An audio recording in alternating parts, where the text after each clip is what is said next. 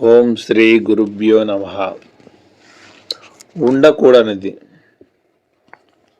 కాలాన్ని సద్వినియోగం చేసుకొని తాను బతుకుతూ ఎదుటివారిని బతికించాలి. అలా ఒక ఆదర్శ మార్గంలో జీవిక నడవాలంటే సోమరితనం ఉండనే కూడదు. ఏ సద్గుణం ఉంటే మనిషి మనిషిగా బతుకుతాడో నిత్యం ఎంతోమంది తెలియజెబుతూనే ఉంటారు. మనిషిలో ఉండకూడని లక్షణం కూడా ఒకటి ఉంటుంది. అది ఉండటము మనిషికి ప్రాణాంతకం.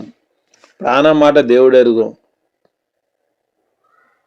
ముందు నిత్య జీవితంలో జరగాల్సిన పని ఏది సమయానికి జరగదు. దానితో జీవితం స్తబ్దంగా, నిస్సత్తువుగా, నిద్రాణంగా మాత్రమే మిగిలిపోతుంది. అలా దేనికి పనికి రాకుండా జీవితాన్ని వృధా చేసుకోవడము దైవ సూచనలకు విరుద్ధం. కాలాన్ని సద్వినియోగం చేసుకుని తాను బ్రతుకుతూ ఎదుటివారిని బ్రతికించాలి. అలా ఒక ఆదర్శ మార్గంలో జీవిక నడవాలంటే సోమరితనం ఉండకూడదు. ఈ విషయాన్ని వివరించడానికి పంచమ వేదమైన మహాభారతం చిన్న పెద్ద అందరికి అర్థమయ్యేలా ఒక చక్కటి కథను వివరిస్తోంది. పూర్వం ఎక్కువ లోతు లేని ఓ చెరువులో అనాగత విధాత ప్రత్యుత్పన్నమతి అనాగత విధాత ప్రత్యుత్పన్నమతి దీర్ఘసూత్రుడు అనే 3 చేపలు ఉండేవి. ఆ 3 ఒకే చోట ఉంటూ పరస్పరం స్నేహంగా ఉంటున్నా అవి ఆలోచించే తీరు మాత్రం వేరుగా ఉండేది. అనాగత విధాత భవిష్యత్తులో జరగబోయే విషయాల గురించి ఆలోచిస్తూ ముందు జాగ్రత్తతో ప్రవర్తిస్తుండేది. ప్రత్యుత్పన్నమతి ఎంతో ప్రతిభను కలిగి ఉండి సరైన సమయంలో సరైన నిర్ణయం తీసుకుంటూ జీవిస్తుండేది. దీర్ఘసూత్రుడు మాత్రం ప్రతి పనిలోనూ బద్ధకంగా ప్రవర్తిస్తూ సోమరిగా ఉంటుండేవాడు. ఓ రోజున కొంతమంది జాలరులు ఆ చెరువు దగ్గరకు వచ్చి మరికొన్నాళ్లకు వచ్చే నీరు పూర్తిగా తగ్గిన తర్వాత చేపలను పట్టుకెళ్ళవచ్చునని అనుకొని వెళ్ళిపోయారు. చెరువులో నీరు తగ్గిపోవడం గమనించిన అనాగత విధాత తన మిత్రులకు ఆ విషయాన్ని చెప్పి ప్రమాదం ముంచుకు రాకముందే అక్కడి నుండి వెళ్ళిపోవడం మంచిదన్నది. అప్పుడు దీర్ఘసూత్రుడు అక్కడి నుంచి వెళ్ళటానికి అంత తొందరపడని అవసరం లేదని, సమయం వచ్చినప్పుడు చూసుకోవచ్చని అంది. అయితే అది అలా సోమరిగా ఉండటము అనాగత విధాతకు నచ్చలేదు. ప్రత్యుత్పన్నమతి కూడా సమయానికి తగినట్టుగా ప్రవర్తించి ఎలాగో ఒకలాగా బయటపడవచ్చులే అని అనుకుంది. మిత్రులు తన మాట వినడం లేదని గ్రహించిన అనాగత విధాత ఆ చెరువు నుంచి బయటకు వెళుతున్న ఒక సన్న కాలువను చూసి దానిలోంచి వెలుపలికి వెళ్ళిపోయింది. కొద్ది కాలం తర్వాత జాలరులు రానే వచ్చారు. వలలు విసిరారు.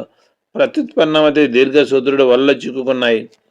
ప్రత్యుత్పన్నమతి అప్పుడు ఎలా తప్పించుకోవాలని ఆలోచించింది. దాని మనసుకు ఉపాయం తట్టింది. అయితే దీర్ఘసూత్రుడు మాత్రం ప్రమాదం నుంచి బయటకు పడడానికి అప్పుడు కూడా ఆలోచించలేదు. బద్ధకంగానే ఉండిపోయాడు. వలలో చిక్కిన చేపలను తీసుకొని జాలర్లో మరొక నీటి మడుగు దగ్గర వాటిని శుభ్రంగా కడిగే ప్రయత్నం చేస్తున్నప్పుడు సమయం చూసుకుని మెల్లగా నీటిలోకి జారుకుంది. ప్రత్యుత్పన్నమతి అనే చేప.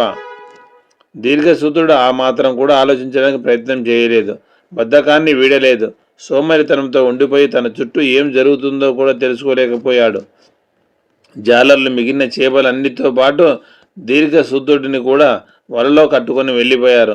దీర్ఘసూత్రుడు మిగతా చేపల్లాగానే గిరగలా తనుకొని ఎంత తప్పించుకుందామనుకున్నా సమయం మించిపోవడంతో ప్రాణాలు విడవడం తప్ప మరేమీ చేయలేకపోయాడు. మనిషి ఎలా జీవించాలి, ఎలా జీవిస్తే సుఖవంతంగా ఉండవచ్చు అనే విషయాన్ని చిన్న కథారూపంలో 3 చేపల ప్రవర్తన ద్వారా నిరూపించింది మహాభారతం. సోమరితనం వదిలించుకోవాలి. నేల నుంచి నింగికి.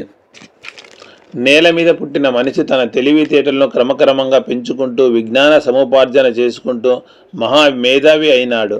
తన శక్తియుక్తులను ఉపయోగించి ఆకాశంలోకి దూసుకొని వెళ్తున్నాడు. ఈ నేల నుంచి ఆ నింగికి ఎదిగిన ఘనత ఇది. ఈ ఎదుగుదలనే మనం మరొక కోణం నుంచి చూద్దాం. భూమి, నీరు, నిప్పు, గాలి, ఆకాశం ఈ 5ంటికి పంచభూతాలనే వ్యవహారం. ఆకాశం నుంచి వాయువు పుట్టింది. వాయువు నుంచి అగ్ని, అగ్ని నుంచి నీరు, నీటి నుంచి భూమి పుట్టాయంటూ తైత్తిరీయోపనిషత్తు తెలియజేసింది. ఈ భూమి నుంచే ఓషధులు పుట్టాయి. వాటి నుంచి ఆహారం పుట్టింది. ఆహారం వల్ల మనిషి జన్మించాడని కూడా వివరించింది అదే ఉపనిషత్తు. కనుక మనకు మన పుట్టుకకు కారణాలైన పంచభూతాలకు అవినాభావ సంబంధమే ఉన్నది. ఈ సంబంధంలో ఒక అంతరార్థం ఉన్నది, ఒక సందేశం కూడా ఉన్నది. అదేమిటంటే ఆకాశం అత్యంత విశిష్టమైన ఉన్నతోన్నతమైన భూతం. పదార్థం, పారదర్శకత, స్వచ్ఛత దీని ప్రధాన లక్షణాలు. దీనికి ఆది మధ్యాంతాలు లేవు. అనంతం, ఒక నిర్దిష్టమైన ఆకారం లేదు కనుక కంటికి కనపడదు, చేతికి తగలదు, స్థలాన్ని ఆక్రమించదు. ఇంత స్వచ్ఛమైన విశేషమైన పదార్థం కనుకనే ఆకాశమే బ్రహ్మ పదార్థానికి శరీరం అన్నది వేదం. మన ఋషీశ్వరులు ధ్యాన శ్లోకంలో సర్వవ్యాప్తి అయిన విష్ణుమూర్తిని ఆకాశంతో సమానుడని ఉపమించారు, స్తుతించారు. అటువంటి ఆకాశం నుంచి దాని ఉన్నత లక్షణాలు కొన్ని తక్కువగా వాయువు పుట్టింది. ఇది పారదర్శకత మాత్రమే. గాలి కంటికి కనబడదు, స్థలాన్ని ఆక్రమించదు, శరీరానికి తగిలితే తగిలిన అనుభూతినిస్తుంది. ఆ వాయువు నుంచి దాని ఉన్నత లక్షణాలు మరికొన్ని తక్కువగా. అగ్ని పుట్టింది. అగ్ని భౌతికంగా కంటికి అనిపిస్తుంది. పారదర్శకత చాలా వరకు లేని పదార్థం ఇది.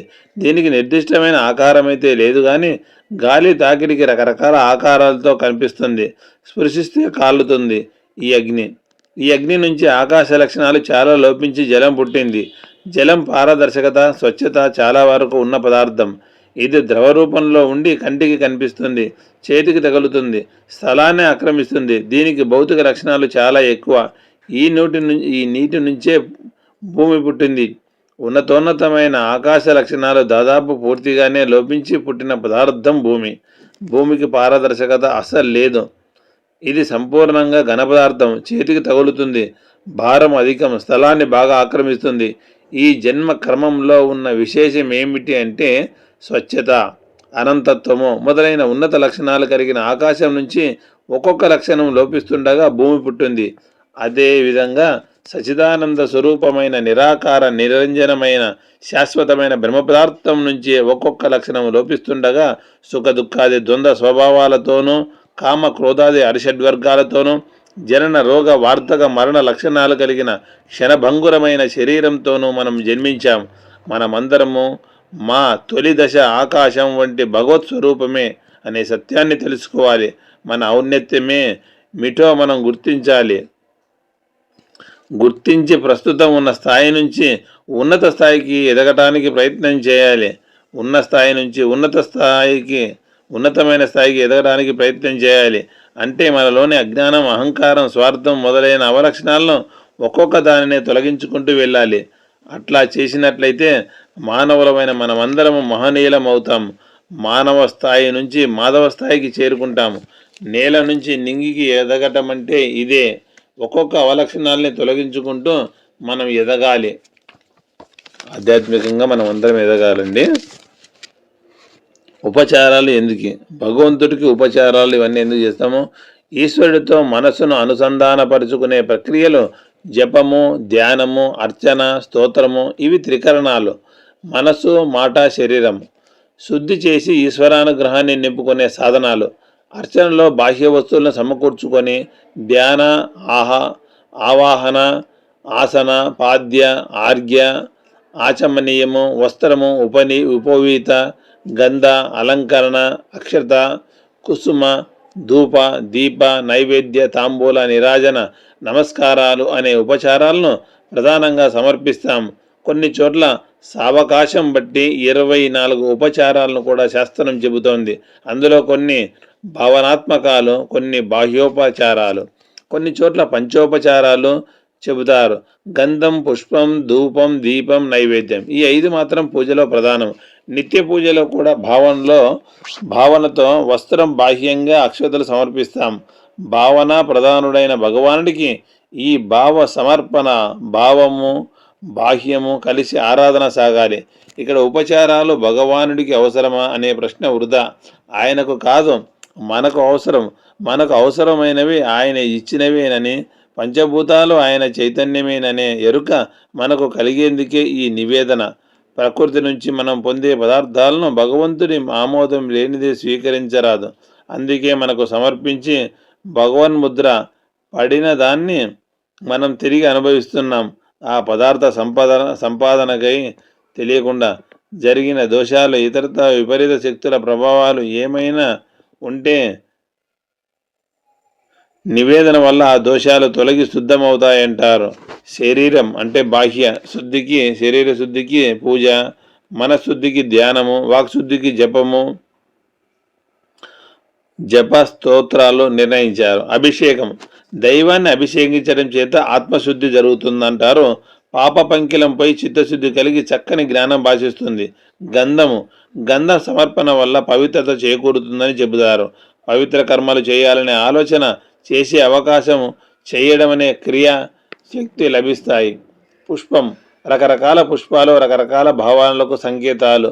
సువాసన, సుకుమారము, మకరందము మంచి సంస్కారాలు, మృదుత్వము, ప్రేమ, భక్తి భావనలకు ప్రతీకలు.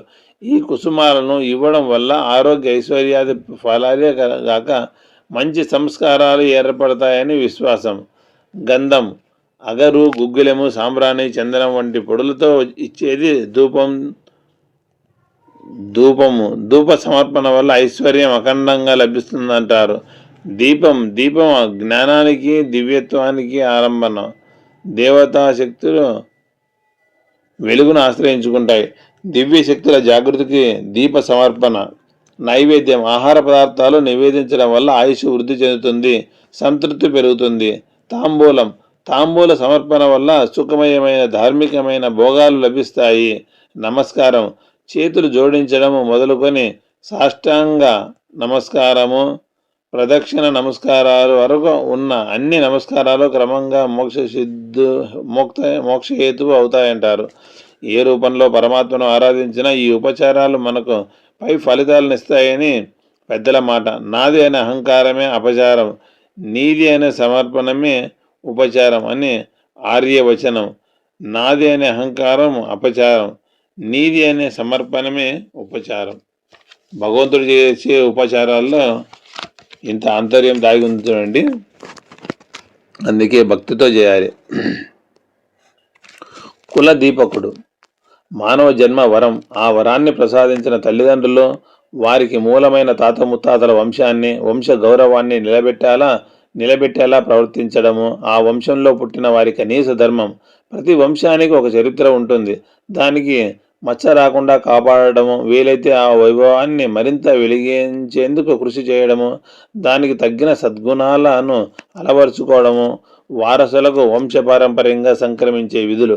తాత ముత్తాతలు ఇచ్చిన ఆస్తిపాస్తుల్ని స్వీకరించడానికి 1000 చేతులు చాచి వంశ గౌరవ సంరక్షణ బాధ్యత స్వీకరించాల్సి వచ్చినప్పుడు చేతులు ముడుచు కూర్చోవడం మహాదారుణం.